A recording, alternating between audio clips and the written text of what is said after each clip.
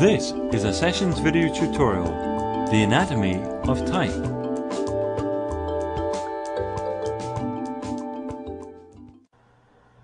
To master the use of typography in your designs, you need to know what to look for in each typeface. Let's explore some of the features that typographers pay attention to. Here we have the phrase typed magic in two type styles, Universe and Bodoni. Universe is a sans serif typeface designed by Adrian Frutiger in 1957. It was created in response to a perceived need for more utilitarian, versatile typefaces for the era. The slight but clearly visible contrast in stroke weight, subtle angularity, and just the smallest hint of calligraphic brush stroke make Universe a distinctive typeface that is both workhorse and work of art.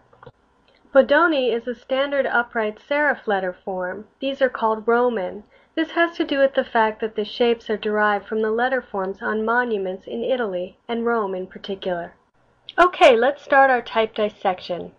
The invisible line on which all letters sit is called the baseline. You can see that here. This is the starting point for measuring many other aspects of type.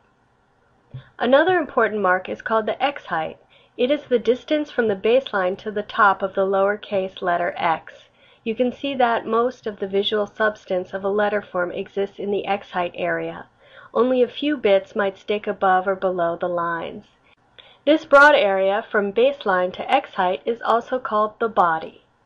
Any parts of letters that extend below the baseline are called descenders, and any parts above the baseline are ascenders.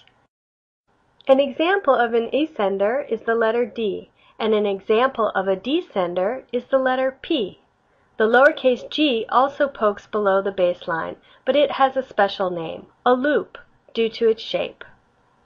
Cap height is the height of capital letters in the typeface.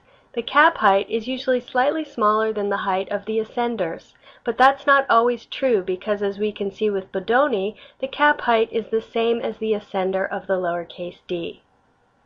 How is type measured exactly? Even this is something of an art.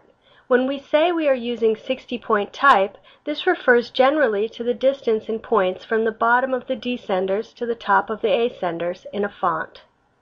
And the size of type is measured in points, a unit of measurement that is 1/72nd of an inch. The most important bit of a letter form's anatomy are its serif, if it has them. Serifs are the pointed elements at the end of strokes. They are key in identifying a typeface, almost like a fingerprint. If a typeface has no serifs, it's called sans serif, sans meaning without in French, thus without serifs.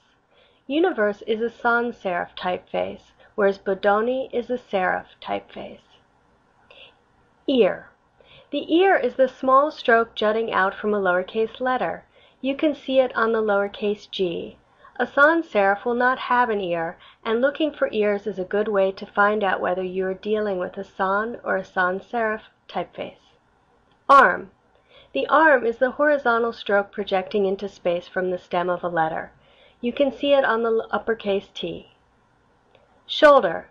The shoulder is the arch form you find in the lowercase d. Stem. The stem is the major thick stroke of the letter form, usually vertical or diagonal, from which all the other parts grow. You can see the stems of all the letters here. Counter. The counter is the negative space enclosed by a stroke. You can see them in the P, E, D, A, and G. Bar. The bar is the horizontal connector between strokes. Some elements only appear in specific letter forms. For example, the Q has a tail stroke. See how elegant it is on Bodoni, how it curves like an actual cat's tail? See how linear and horizontal it is on Universe? Quite a visual difference. And only the capital G has a spur, which is a tiny pointed element, not often seen on typefaces that aren't serif. Here we have it in the face surlio, as neither Bodoni or Universe has one. And the slow curve of the S is called a spine, for obvious reasons. Bowl.